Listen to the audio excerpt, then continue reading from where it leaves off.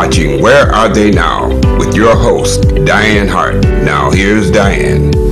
Good evening. Welcome to Where Are They Now? I'm your host, Dianne Hart, and this evening I have the awesome pleasure of interviewing, listen you all, a phenomenal man, a businessman, a songwriter, a producer, former Motown executive, an internal auditor. I don't know which one of these things came first, but he's going to be able to tell us a little bit about what happened along the way. And I am so excited to have this opportunity. Good evening, Mr. Pete Peterson. How are you? Good morning. How are you? I'm great. So let's jump in and let's get started. Where are you from? Detroit. Oh, know that. I was born in Middletown, Ohio, but I grew up in Detroit and I attended school in Detroit locally, yes. What schools did you attend in Detroit? Hutchins Junior High and Northwestern. I understand you're a businessman. Which one of these came first?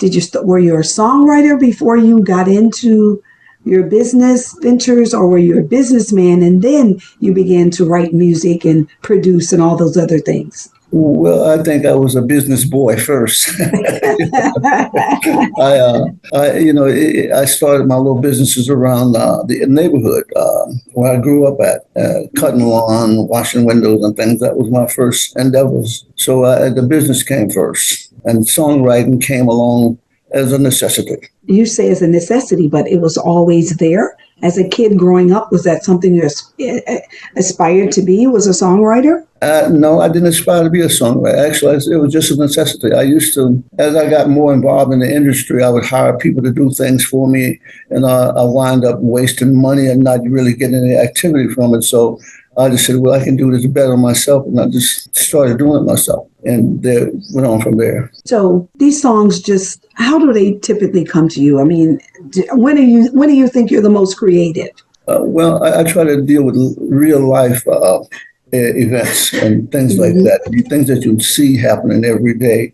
Those are the kind of things I try to write about so that people can relate to them, which gives it more commercial value. So as you were progressing along with the songwriting, I understand that you do some producing. Let's talk a little bit about some of the people that you have worked with, that you have helped. I work with a lot of people. I mean, it's just in 60 years, you cover the gamut. Yes. I worked at Wars Management. I worked there. I worked with Donald Byrd. I worked with Newbirth, Bloodstone, Leon Haywood, James Ingram, and the list goes on and on and on. It's just many, many people over the years. How many people have you produced? Oh, I can't remember. It's been so many. Wow. That's where I want to be. So many that I cannot remember. Wow. I worked with Chuck Roberson, Bobby Jones, Peggy Scott Adams, Leslie Wilson from Newbirth. I worked on Donald Byrd. I worked on Willie Bobo. Just tremendous amount of people that I worked with. So let me ask you this. How many gold records have come out of? By 2025, I think I quit counting them. It just got to be... It just came naturally that all these gold records were coming, so there was no real point to keeping up with how many you had. Exactly. Must be nice. So let me ask you this. Do you play any instruments? Do you sing? Do you do anything other than write the songs? I'm a keyboard player. I was a member of Local 47 Musicians Union in Los Angeles for probably 25 years. And now I do just about all my own instrumentation for whatever I need. Oh, okay. Mm-hmm. So you're playing on a lot of these entertainers' songs. Yes. Mm-hmm. Wow. Must be nice. In the industry, you have to teach yourself survival methods, Mm-hmm. I had to learn how to engineer and how to do these things myself. A lot of times I wasted a lot of energy and money attempting to get what I wanted. I was unhappy with it. So if you're unhappy, learn to do it yourself and then you're okay. Wow. And that worked well for me. So did you teach yourself a lot of how to play some of the instruments and things, or did you go to training to learn? How did you When I was in college, Mm-hmm. I took keyboards at college. At the University of Nevada, Las Vegas, music was one of my classes there. The only thing about that is they wanted me to play She'll Be Coming Around the Mountain. I said, I can't make no money off that. I need to know how to play funk. So it was really funny, but I enjoyed it. It was a good class. A good learning experience. So is that the only class you took in The only music? music class I took was keyboards. And from there, you just develop a natural to be able to play other instruments? Just play whatever I want, yeah. Can I have some of that? Could you rub off on me? Well, you got some great drive. I need to have some of what you have. No, I need some of that. It's just amazing that you could just learn whatever you want to learn to play and you are fluent at everything that it is that you do. So my hat's off to you. I can't even imagine. You have more gold records than you can care the count. You've worked with hundreds of individuals and helping them. Is that what keeps you young and moving forward, is knowing that you've helped so many people? I enjoy helping. I enjoy helping the artists. You can look back and say, well, this is something that I crave to do and something that I do well and beneficial to the artists. Like I said, my main thing was not being a producer or writer, was business.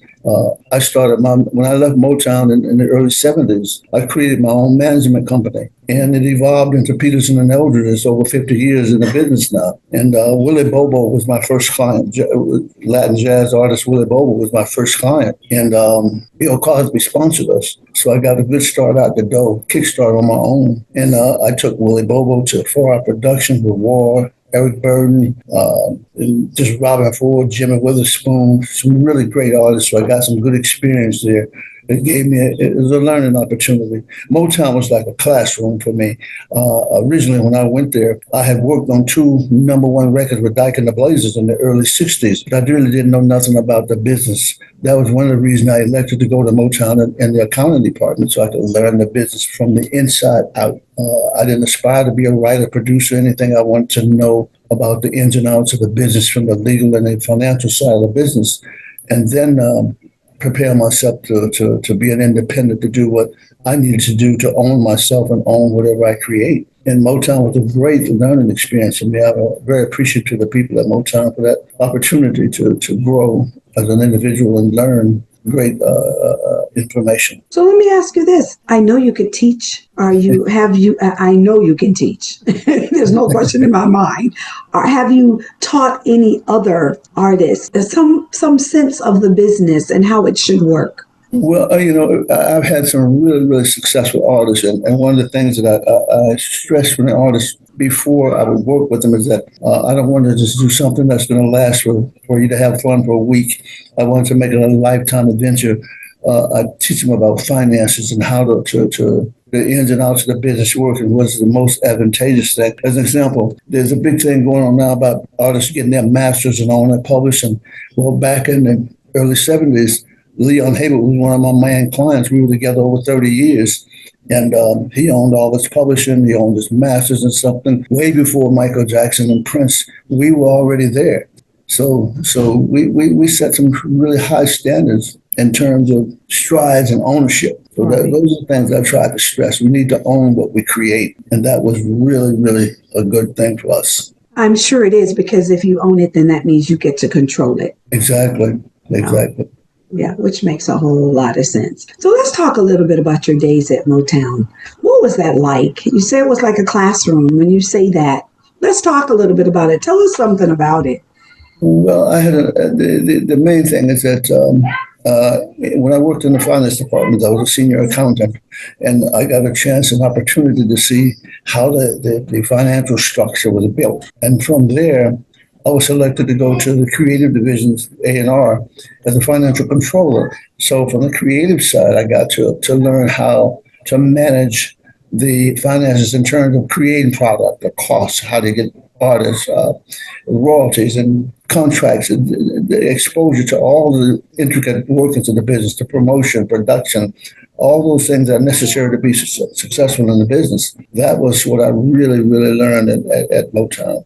I worked with a great lady, Suzanne DePass, when she was coming up. Yeah, so it was a great time. So, Pete, how many people really ever today will ever get that opportunity? That is rare that you got that, and then you got it and you were able to share it with so many other people. You hardly hear anybody talking about that today. Well, I felt it was a destiny fulfilled. My home in Detroit is only less than a half block from the original Motown office. And I went through that yard every single day coming from school. And the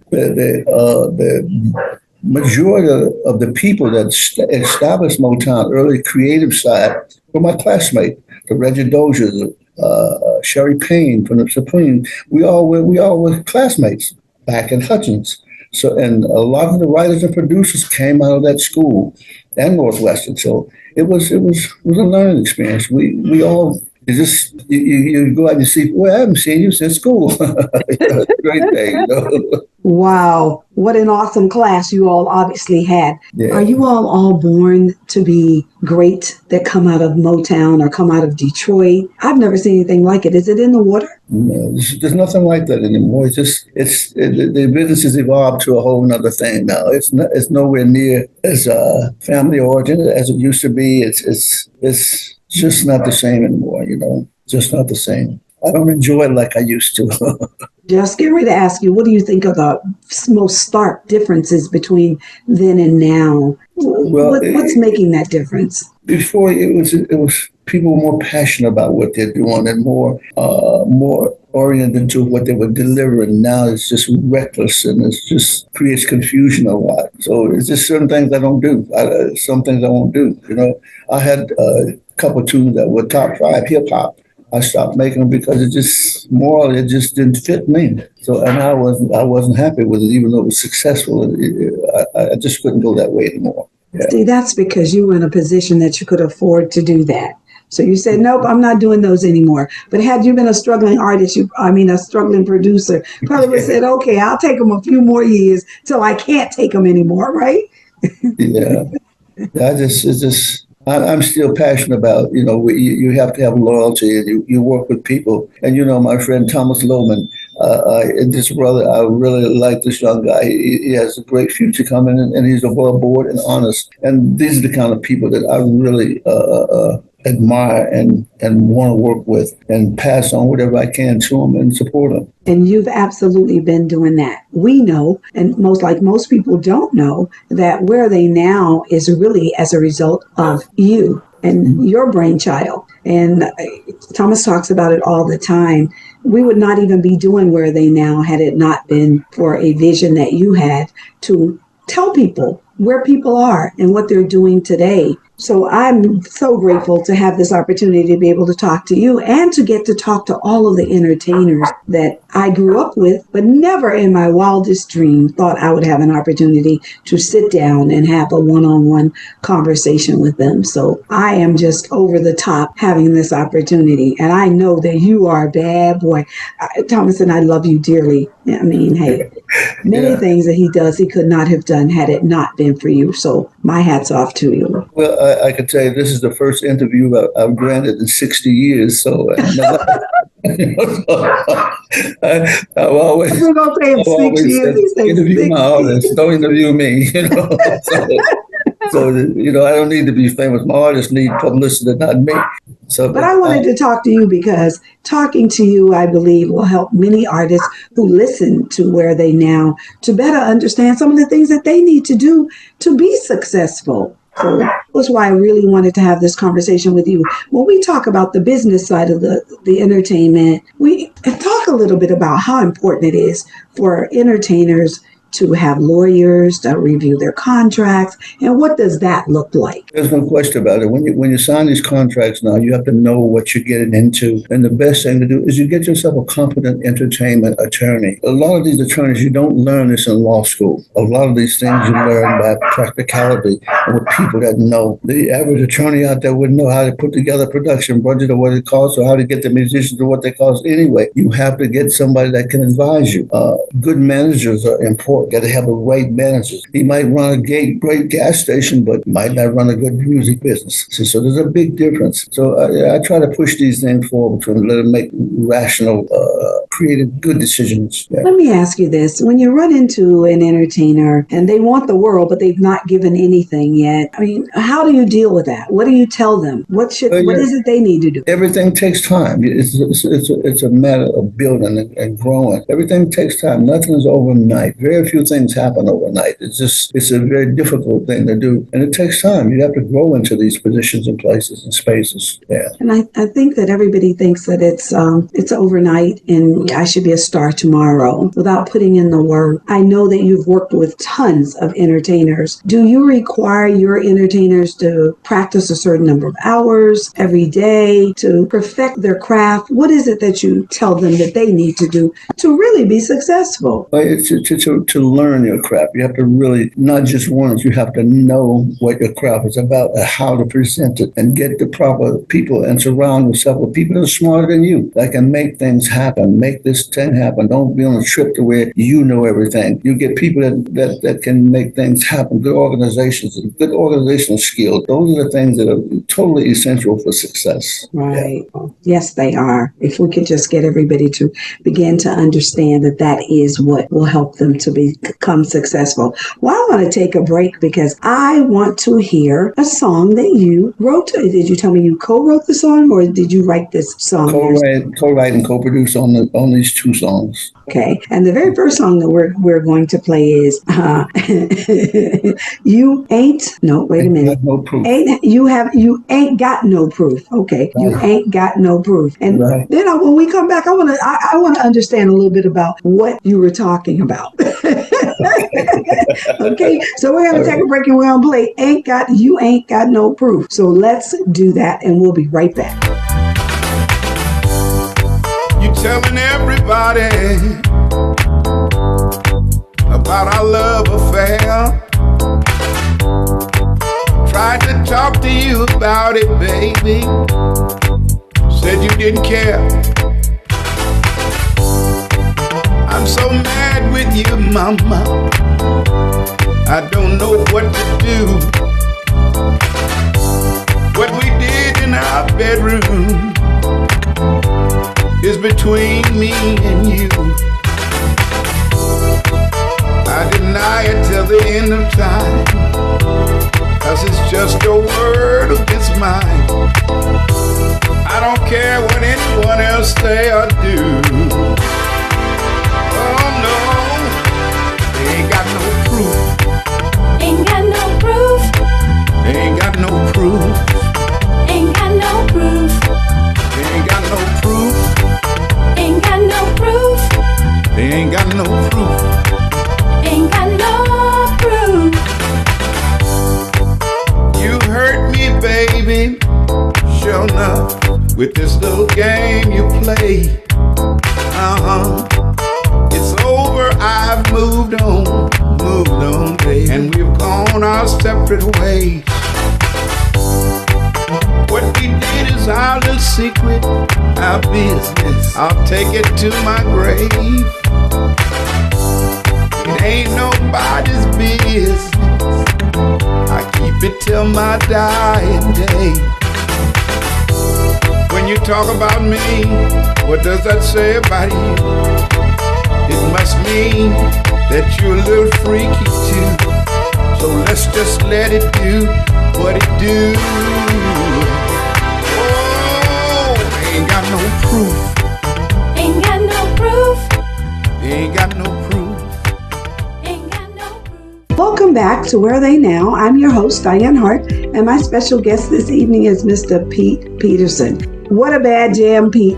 Let's talk about where did that song come from? Well, originally, Bobby Jones and I got together on the lyric structure, and Smitty Smith was basically the co-writer the music, etc. And Bobby Jones and I came up with the content of what we wanted to come up about. It was about his character and what he was doing with the women. And then they were talking about it, but he said, "You ain't got no proof." It was really just a funny story. When you hear the song, you can You know exactly what it's about.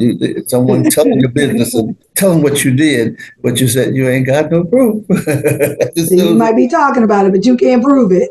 Exactly. Yes, you can think it, but you can't prove it. I know that's right. So Yeah. was that a gold record? No, it wasn't. It was a good selling record, and it's still played a lot.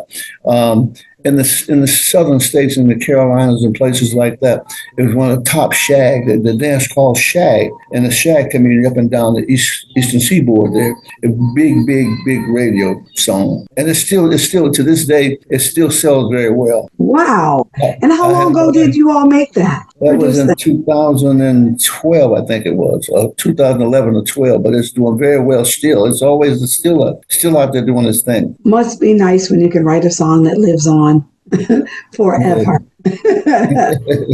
Listen, what a phenomenal opportunity to make some money because it lives forever. It continues to get you paid. And that's what I'm sure most artists would like to do. Tell me a little bit about why do you think sometimes a song is good, but it just can't, it doesn't grab hold? Is it because of the marketing? What do you think will hold a song back even when it's a good song? Well, always a lack of promotions. You have to have promotions. There's no question about it.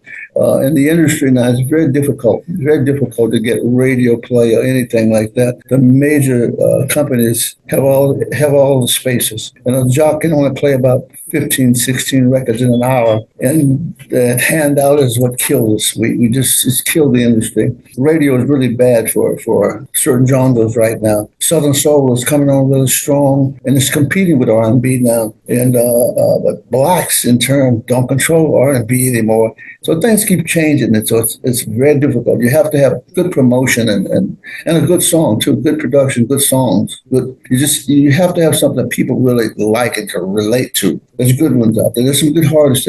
As a matter of fact, you interviewed a young lady, Shay Nicole. Yes. She's doing very well. She's doing really. She looks great. She has great music, great songs. Those are the kind of things that you need to be successful. Yeah. And she's an awesome sister. Yeah. She's absolutely awesome. Yeah. And I've talked to her a couple of times off interviews listen, she believes in what she's doing and she's doing it. And she constantly markets her own self every day. You can see some Jay Nicole putting something up about one of her songs, talking about what it's about and that kind of stuff. So she's really doing quite well. Yeah, she uses social media very well. Yes, she does. What do you think about how today they're doing all these streams and all of this other stuff in comparison to how music used to be sold? What do you think? It's okay, but it just doesn't pay that well. You can have 1 billion streams and make $2. It's just there's no money in it. That has to change somewhere along the line, and I think it will change. It doesn't help a lot of people. And with the advent of social media and the internet, it took the industry to a whole nother level. It's just nowhere near like it used to be. Now you've got to be totally involved in the social media. If you're not, nobody knows about you, period. You've got to get the stream, you've got to get the Facebook and Twitter. You've got to have all those things happening for you. Yeah. So do you think it's going to change and maybe reverse some? It won't reverse back, but it'll change to another level. Now you've got only the big sellers. Well, Shay Nicole is breaking through. It's every now and then we're going to have someone that break through. But the Beyoncés will always be there. Those kind of acts will be there. They're the mainstays, but not too many of them. When there's millions of artists out there now, you can go to any social media and you've got thousands and thousands of artists to choose from, and it's free. So if you can't get in the mix, you have a problem. and it hurts. We don't have a lot of live performances because of that. A lot of good records, but they can't perform because there's nobody promoting. Wow. So that has really damaged the industry as far as people trying to get their music out and get out on stages. So what do we do as entertainers? Well, one of the things that I did back in the early days when I was with Dyke and the Blazers back in the 60s, you're not old enough to know that yet. Oh, I know all about the 60s. We had big songs like Funky Broadway. I remember it. I would rent places like USO clubs, and places like that. And we'd take the door and they'd take the bar. And I was better off doing that and doing that for 4 days out of the week and just having the locations across the country than having a promoter because we made more money doing that. And we could work with the local disc jockeys, et cetera. So that's one of the things they might have to bring back is you have to promote yourself. And I did that with a lot of my artists. We did self-promotions and controlled every bit of the activity. That could still be a winner for today, huh? Oh, yes, no question about it. Because most cities you go into, there's a USO, there's a what do you call it? The American Legion. VFW. Right. VFW. Right. Mm-hmm. See 400 people, they get the bar and you get the door and you get a Thursday, Friday, and Saturday, you make a few dollars and you do much better than working with a promoter to get nothing. So how do we get that word out to people? How do we get them to better understand that you can self-promote and do some things for yourself? Well, no question about it. You have to do that. If you don't do that, you're not going to be successful. It's all about promotions and promote. And I try to express that to every artist. You've got to be into the social media every single day as you possibly can. And you've got to self-promote. I've got some artists you can't even sell, but they have good records. They can't get a day to work. So What do you think? I'm sorry. Go ahead. They have to stay on a day job because there's nobody to promote them. The promoters are out of business now, too. See, when I first got with Leon Haywood, I met him because I was the promoter of the shows in Arkansas that he was on. You see? So not only was I exposed as a promoter, but as a manager, etc. So those things helped my business both ways, promote